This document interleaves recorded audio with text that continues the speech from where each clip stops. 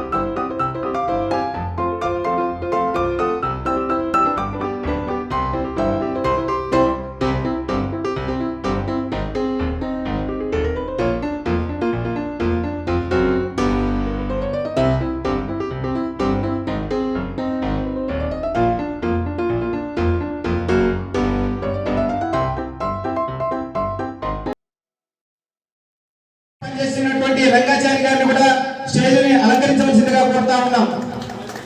అదేవిధంగా మన తెలంగాణ సీనియర్ నాయకులు చిలకరాజు అజయ్ గారిని కూడా స్టేజ్ మీదకి రావాల్సిందిగా కోరుతూ మా శ్రేయోభిలాషి మా రేటేజ్ ఉమాకాంత్ కూడా స్టేజ్ మీదకి రావాల్సిందిగా కోరుతా ఉన్నాం. అదేవిధంగా అన్న దగ్గరకు ఉండండి.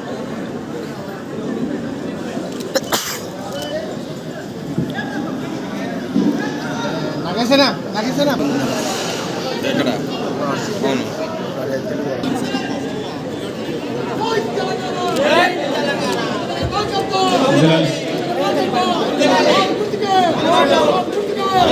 ఒక్కసారి జై తెలంగాణనే పిడికిలెత్తి ఎత్తాలి. జై నీకు కొంచెం ఎన్నుకుండండి, మీరు సార్ ఆఫీస్లో ఎన్నుకుండండి. ఇక చూడు ముందు పెట్టి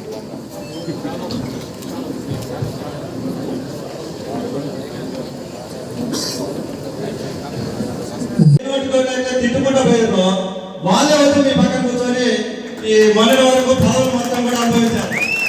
వాళ్ళ పట్ల ఇంకొకటి ఏంటంటే ఉత్తమ్ కుమార్ రెడ్డి ఉండు, ఆయన ఇప్పటికి కూడా ప్రెస్ మీట్లలో 1999 అభివృద్ధి 1999 అభివృద్ధి ఆయన మంత్రి చేసినటువంటి అభివృద్ధి, ఆయన చేసిన అభివృద్ధి 99 నుంచి చేస్తున్న అభివృద్ధి 2023లో చెప్తుంటే మొన్న హోదాల్లో ఉన్నటువంటి నా తోటి ఉద్యమకారులందరికీ హుజూర్నగర్ పట్టణ పార్టీ పక్షాన తెలంగాణ ఉద్యమ వందనాలు తెలియజేస్తూ ఉన్నాము.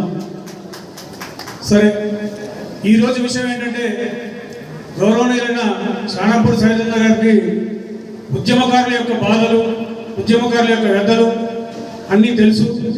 కానీ మరొకసారి సభాముఖంగా గుర్తు చేయాలని నేను కోరుకునేది మీ నుంచి ఆప్యాయత, అనురాగం మాత్రమే. ఎందుకంటే ఎక్కడికి పోయినా పార్టీకి అందరూ కావాలి. కొత్త పాత కలయికతోటే పార్టీ ముందుకు పోతుంది. పాతలతోటి కాదు, కొత్తలతోటి కాదు, అందరూ పార్టీలో ఉండాలి. వారికి స్థానాన్ని కల్పించవలసిందిగా కోరుతా ఉన్నాం. ఇంకొక చిన్న విషయం ఏంటంటే మరి చాలా నామినేటెడ్ పోస్టులు వచ్చాయి. 2014 నుంచి ఇప్పటి వరకు సుమారుగా 10 సంవత్సరాల్లో ఎన్నో నామినేటెడ్ పోస్టులు రావడం జరిగింది. మరి ఉద్యమకారుడికి ఎవరు కూడా నామినేటెడ్ పోస్టులకు అర్హత లేకుండా మరి చాలా మంది ఇబ్బంది పడుతున్నటువంటి సందర్భాన్ని కూడా చూస్తా ఉన్నాం. దయచేసి నామినేటెడ్ పోస్టులో కూడా కొన్ని ఉద్యమకారులకు కేటాయించవలసిందిగా కోరుతా ఉన్నాం. అదేవిధంగా నియోజకవర్గంలో జరిగేటటువంటి ప్రతి కార్యక్రమాల్లో కానీ అర్థమైంది.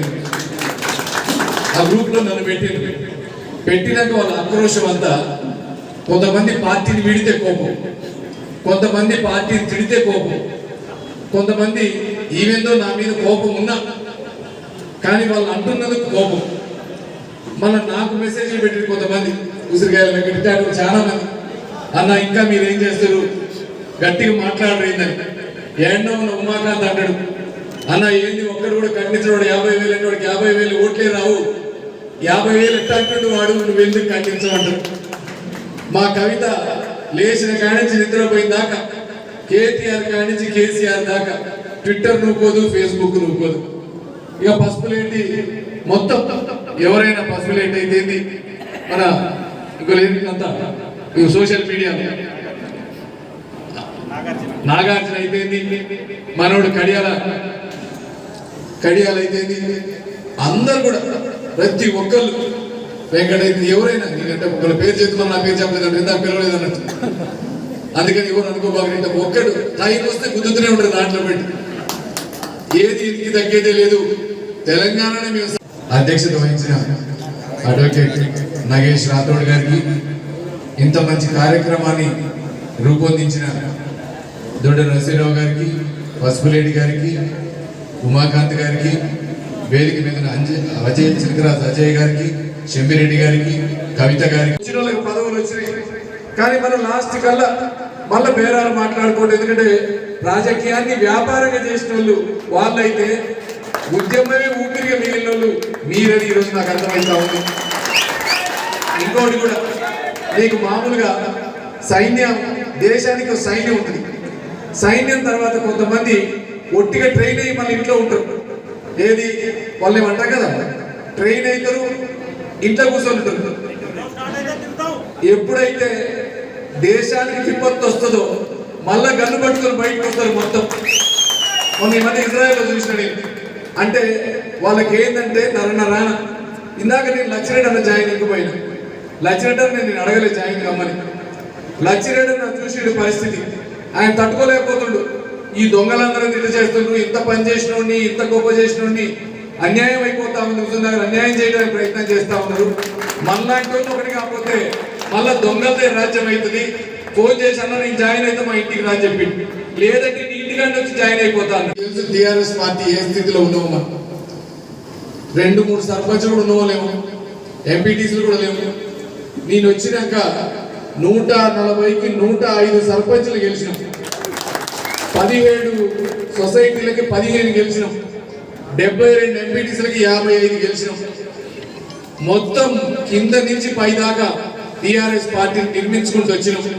ఉద్యమకారులు ఎంతో మందికి, రంగాచార్య లాంటి వాళ్ళకి డిసిసిబి డైరెక్టర్లు చేసినాం, చెంపిరెడ్డి లాంటి వాళ్ళకి సర్పంచ్లు, పిఎస్సిఎస్లు చేసినాం, అంజి లాంటి వాళ్ళు ఎక్కడ వీలైతే అక్కడ పెట్టుకుంటూ వచ్చినాం. అయితే మనం వచ్చినాక ఈ 4 ఏళ్లలో ఏమైందంటే 2 ఏళ్ళు కరోనా పోయింది, 2 ఏళ్ళు పదవిలో ఉన్నాం. ఎంతసేపటికి అభివృద్ధి చేయాలా తప్ప రాజకీయాలు చేయాలనే ఆలోచన లేకుండా రాజకీయాలు చేసిన. దానికి తగ్గట్టు కొంతమంది దొంగలు సరే అటున్నప్పుడు అధికారాలు అనుభవించడం, మళ్ళా మనం కూడా గుర్తు లేకపోవడం, ఫస్ట్ టైం రాజకీయాల్లో ఉండటం. ఎవడైనా కానీ కలుపుకొని పోదాం, పని చేయాలి కదా, మనం పని చేసినట్టు పని చేసుకుంటూ పోదామని మీరు అనుకుంటున్నారేమో. నేను ఒకప్పుడు 7వ తరగతిలో ఉత్తమ్ కుమార్ అంటే ఊళ్ళకి రాని 11వ తరగతిలో, మళ్ళా తర్వాత మర్డర్ కేసులు వేసిన, రకరకాల చేసిన, ఊరిని ఎందుకు తిప్పకుండా చూసినాం రాజకీయాలలో. ఆయన సైదిరెడ్డి ఏజెంట్ ఉంటే ఏజెంట్ కూర్చున్నాడు 2-3 ఊళ్ళల్లో. ఇవాళ అదే పరిస్థితి మళ్ళా మొదలు పెడతాం.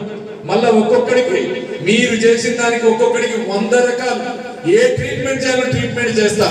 మళ్ళీ ఎవరిని పెంచాలో వాళ్ళని పెంచిపిస్తా, నేనంటే ఏంటో మళ్ళీ చూపిస్తా. ఇది రాసుకోమని చెప్తా ఉన్నా. ఎందుకంటే నేను చెప్తుంటే మెత్తకుంటాడు సైదిరెడ్డి, ఇంకా ఏమైనా చూసుకుంటాడు, ఏమైనా రేపు పోయి అన్నానని మళ్ళా కరిగిపోతాడు, మళ్ళా పోయి చంటేసుకుంటాడు అనుకుంటుండు. కానీ నీ బతుకేందో, ఒక్కొక్కరి బతుకులు ఎక్కడి నుంచి వచ్చాయో ఆ బతుకు పంపించి దాకా చూస్తాను. నేను ఒక్కడే చెప్తా ఉన్నా, పార్టీకి అన్యాయం చేసిన, పార్టీకి అవమానాలు తెచ్చిన, మీరు అనుభవించిన పదాలకి సంపాదించిందన్న మొత్తం వడ్డీతో కట్టిపించే ఏర్పాట్లు చేపిస్తారు మిమ్మల్ని.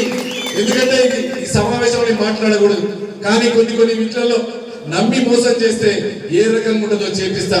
చేసిన మోసాలు కూడా మీకు అర్థం కావాలి. సైదిరెడ్డి